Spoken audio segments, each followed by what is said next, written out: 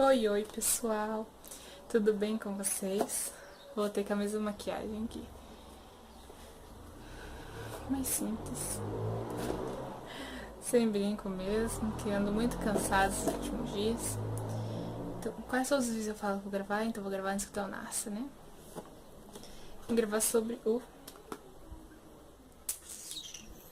Fetal Doppler. Ele é um aparelhinho, gente, que a partir de 15 semanas vocês conseguem monitorar o coração do seu peito. Ele é rosinha. Rosinha. Desculpa a iluminação, gente. Eu tô usando a luz do dia, ó. O meu é rosa. Então, a primeira vez que eu escutei o coração do meu filho foi com isso. Sim, porque o médico não botou pra mim ouvir o coração dele. E com 15 semanas eu ouvi o coração do Theo com isso.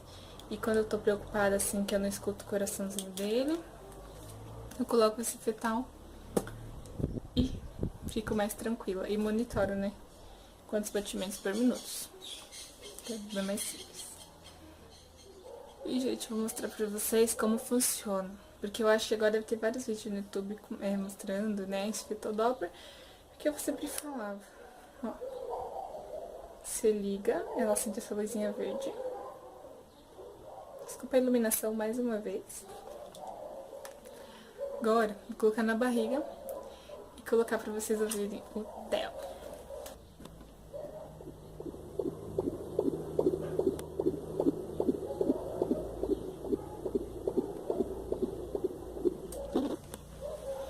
O coraçãozinho do Theo, ele bate bem rapidinho.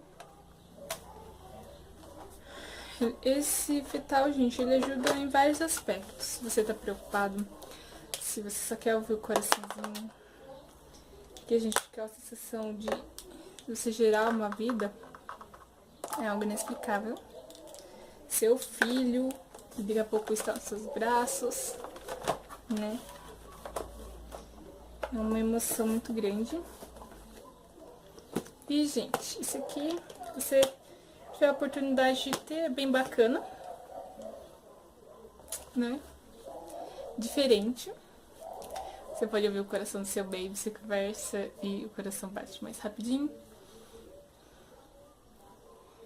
E é isso, gente. Fetal o vídeo bem pequenininho, porque não tem muito o que falar dele, né? Meu aparelhinho, que ele é um mini ultrassom. E isso, não é tão potente quanto o ultrassom, né? De um hospital, tudo.